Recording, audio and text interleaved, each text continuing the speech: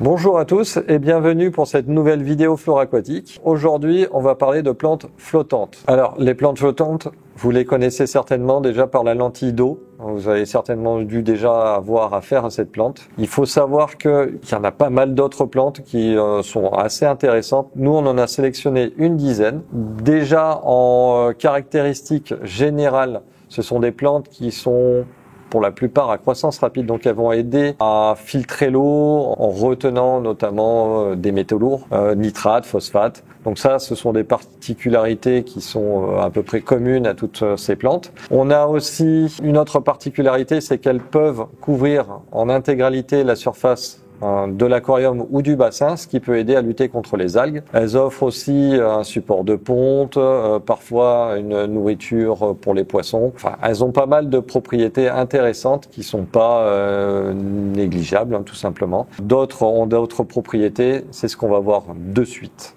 Alors, en première plante, nous avons l'Azolla carolinana.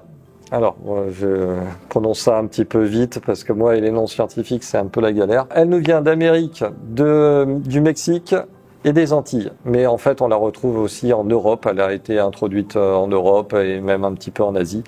Donc cette plante est assez sympa. En fait, c'est une petite fougère flottante qui se développe plutôt en période estivale. Il faut une eau à 20-30 degrés. Une eau assez riche en matière azotée. Niveau d'ensoleillement assez fort, donc ça se traduit en aquarium par une lumière intense. Alors c'est une plante qui est pas évidente à maintenir en aquarium, tout simplement parce qu'il leur faut une atmosphère en fait saturée en humidité. Donc les aquariums ouverts, ça va pas être évident, ça marche des fois mais pas toujours. Donc on préfère plutôt les mettre dans des aquariums en fait avec des galeries fermées qui maintiennent justement cette ambiance humide. Ça va aider donc à la plante à proliférer. Donc elle est intéressante dans le sens où elle fixe énormément de matière azotée et aussi les métaux lourds, comme je l'ai dit dans les cas généraux. Il faut savoir qu'au début, cette plante, on l'a utilisée pour faire un genre de fourrage, tout simplement, la cultiver de manière à donner à manger à des animaux, notamment en Asie.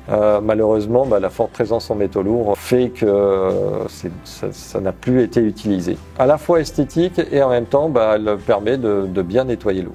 Ensuite, la deuxième plante qui nous vient, c'est la Lemna minor, vous la connaissez tous. C'est la fameuse lentille d'eau. Donc c'est une plante qui est subcosmopolite, c'est-à-dire qu'elle se présente un petit peu partout dans le monde. On ne sait pas d'ailleurs d'où elle est originaire exactement, on n'arrive pas à remonter la chose. Il lui faut une température à peu près entre 6 et 30 degrés, donc on va pas la retrouver en Antarctique ou dans les régions très froides, mais par exemple en France, elle tient très bien toute l'année dans les régions pas trop froides, on va dire. Donc c'est une plante qui aime bien tout ce qui est nitrate, matière organique en suspension, etc. Toujours comme beaucoup de plantes flottantes, une lumière forte, vraiment très invasive d'ailleurs. Une bonne partie de l'année, vous allez par exemple dans les canaux charentais, ils sont tous recouverts de Lemna minor 4 mois, au moins 4 mois dans l'année, voire 6 mois, ça dépend des saisons. Elles aiment bien des eaux relativement riches. Croissance rapide, elles retiennent énormément d'éléments dans l'eau, donc elles aident énormément à purifier votre aquarium. Par contre, comme c'est une plante assez petite, une fois qu'on en a dans l'aquarium, on a du mal à s'en débarrasser. Donc c'est une plante super facile et vachement envahissante. Donc si vous choisissez de la mettre en aquarium, attention, pour s'en débarrasser, ça va être dur. Par contre, elle est facile à maîtriser, un petit coup d'épuisette dès que vous en avez trop, et puis il n'y a pas de souci. Alors ensuite, la plante suivante, c'est la Piscia stratiote. Alors, je vais vous montrer deux versions. Une version plutôt qu'on va retrouver en bassin et une version qu'on trouve en aquarium. C'est une plante des régions subtropicales et tropicales, originaire du bassin du Nil. On la retrouve un petit peu partout dans le monde et il y a certains endroits où en France où on la retrouve quasiment toute l'année. C'est une plante qui aime bien les eaux tempérées à chaudes mais pas trop chaudes. Donc on va se trouver aux alentours des 20-25 degrés. En dessous de 15 degrés, elle périclite complètement. C'est une plante qui est pas facile à maintenir en aquarium parce qu'il lui faut là aussi une atmosphère relativement humide. Donc on la maintient plutôt facilement en bassin à condition de pas que ça soit pas trop exposé au soleil direct et surtout au vent sec qui auront tendance à tout simplement sécher la plante. On arrive à la développer en aquarium Alors elle a une forme assez ridicule, elle est toute petite, hein, ça fait 3-4 cm de diamètre pour vraiment les plus grosses feuilles. Là on en a vraiment des toutes petites. Donc ça se maintient en aquarium en galerie. Par contre en bassin, elle peut faire jusqu'à 30 cm de diamètre et de hauteur. Donc là ce sont des petites, hein, mais on en a des relativement grosses. Donc c'est une plante aussi qui pompe énormément de macronutriments. Elles ont aussi des racines plus ou moins importantes, surtout en bassin. Mais en aquarium aussi, on a des racines qui se développent bien selon les conditions, donc qui servent de support de ponte, de production de nourriture naturelle, etc. Donc c'est une plante aussi assez intéressante, mais pas facile à maintenir. Beaucoup de gens essayent en aquarium et n'y arrivent pas du tout. En aquarium ouvert, sauf si c'est dans une pièce très humide, vous n'arriverez pas du tout à la maintenir. Alors, à présent, nous avons la Salvinia auriculata. Donc, c'est une grosse salvinia qui est originaire d'Asie tropicale, d'Amérique aussi. C'est une plante un petit peu spéciale. Elle a une forme un petit peu de laitue recroquevillée sur elle-même. Cette forme-là, c'est une forme qu'on va plutôt retrouver en bassin. En aquarium, elle a tendance à vouloir ressembler à la Salvinia nathan qu'on va voir juste après. Par contre, il faut une ambiance super humide. Donc, pas en aquarium ouvert, mais en aquarium fermé. En aquarium ouvert, elle va se situer au ras de l'eau. En aquarium fermé, elle peut rester encore sous cette forme-là. C'est une plante qui aime bien la chaleur et la grosse humidité, jusqu'à 28-30 degrés. Elle tient quand même à des températures de 15 degrés. C'est pas mal. Elle fait de grosses racines sombres d'ailleurs. En bassin, vous avez vraiment un complexe de racines énorme. En aquarium, les racines sont beaucoup plus fines. Ça va dépendre aussi de la nourriture qui est présente, un éclairage assez intense. Si vous avez des feuilles par exemple qui jaunissent dans les salvinias, c'est qu'il manque des éléments nutritifs, donc il faudra mettre des engrais par exemple. C'est une plante qui grandit pas très rapidement celle-là, hein. Elle se développe moyennement, je sais pas pourquoi, c'est dans ses caractéristiques. Par contre, c'est une plante assez sympa et atypique. Alors, ensuite, on a la Salvinia natans. Donc celle-là, c'est une plante assez commune en aquariophilie. C'est une plante qui vient d'Asie et d'Europe. On la trouve naturellement chez nous à certains endroits. Donc c'est une plante plus petite que la Salvinia auriculata. Elle pousse plutôt au ras de l'eau, avec des petites racines. C'est une plante qui a besoin de moins de température d'ailleurs. On la trouve entre 15 et 25 degrés. Il lui faut une atmosphère humide, mais elle peut tenir en aquarium ouvert. Par contre, c'est jouable à condition que l'atmosphère soit pas trop sèche. C'est une plante qui se développe plus rapidement que la Salvinia auriculata et une fois que vous avez une bonne partie de l'aquarium recouvert, vous avez on va dire un niveau de développement qui est assez important. Très bonne épuratrice et aussi très bonne source d'oxygène en fait pour votre aquarium. Alors ensuite, on a les Limnobium.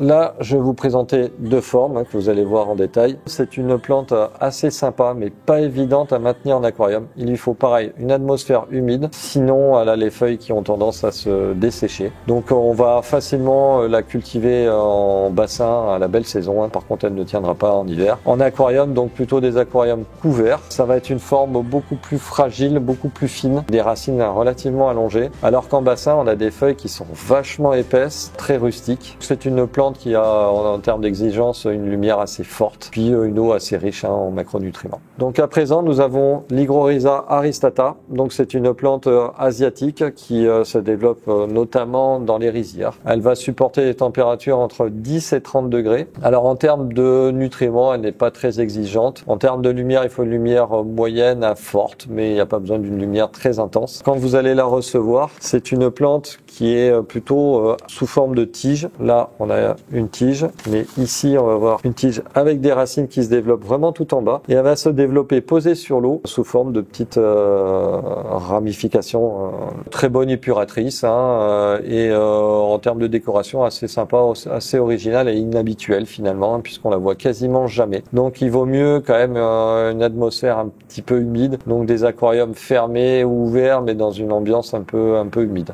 Alors, à présent, nous avons la Stratiote aloides. C'est une plante assez particulière. On l'appelle aussi le petit ananas d'eau ou l'aloe d'eau. Elle nous vient d'Europe, plutôt d'Europe du Nord d'ailleurs, Asie du Nord aussi. C'est une plante qui n'aime pas la chaleur. Il faut maximum 22 degrés. C'est même une plante qui peut résister au gel si elle prend sa forme immergée. C'est une plante qu'on va plutôt du coup maintenir en bassin. Donc elle a une partie qui est immergée. Les feuilles peuvent atteindre 60 cm de diamètre. Alors elles sont assez fines, mais elles peuvent s'étendre sur 60 cm de diamètre. En partie émergée, donc ça va faire maximum 30 cm de diamètre. Donc il faut compter à peu près 3 pieds pour 1 mètre carré. Une croissance pas très rapide et surtout une eau fraîche. Donc l'intérêt c'est uniquement dans les bassins, dans le nord de la France. En aquarium, si vous avez des pièces climatisées, pourquoi pas, mais il faudrait de gros aquariums, plutôt au bassin de faible profondeur. Alors là, on a le Ceratophyllum demersum, vous le connaissez certainement. Donc c'est une plante à croissance rapide, une des plantes d'ailleurs les plus utilisées en aquariophilie. Donc c'est une plante qu'on trouve un petit peu partout dans le monde,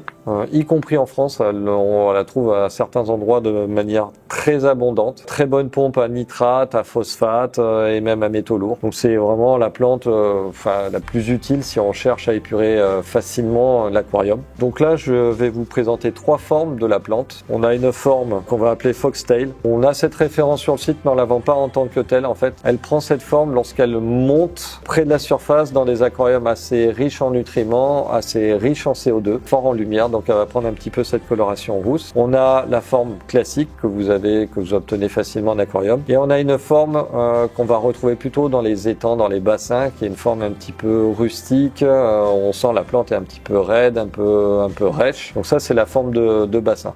Si vous introduisez une de ces 3 plantes en aquarium, elle va prendre la forme traditionnelle, assez fine, assez fragile. Mais bon, à croissance rapide est vraiment très intéressante et à mon sens, la plus utile en aquarium, dans le sens où elle est facile à maîtriser. On la jette dans l'aquarium, on la laisse se débrouiller, puis quand il y en a trop, on en arrache et on jette ou on donne à qui en veut. Et la dernière plante, alors on n'en a pas ici à vous montrer malheureusement, on a un arrivage qui arrive dans les jours prochains. C'est la Phyllanthus fluitans. Certains l'appellent la Phyllanthus rouge. Alors c'est une plante qui est rouge dès qu'on lui donne les bonnes conditions, tout simplement. Donc c'est une petite plante de surface qui s'apparente, on va dire, à mi-chemin entre un limnobium et une salvinia. Très sympa, avec des feuilles assez lisses, qui prennent une coloration verte à rouge. Alors rouge si c'est dans un aquarium avec un éclairage très fort, une atmosphère pas trop humide et éventuellement du CO2 dans l'eau. Mais ça c'est pas impératif. Par contre un éclairage très fort, ça la fait rougir. Il lui faut une température plutôt tempérée entre 20 et 25 degrés. Alors c'est pas une plante à croissance rapide, par contre elle a une croissance plutôt lente. Si la plante a tous les éléments qui lui conviennent, c'est-à-dire des macronutriments, un bon éclairage, température idéale, la plante va se développer correctement.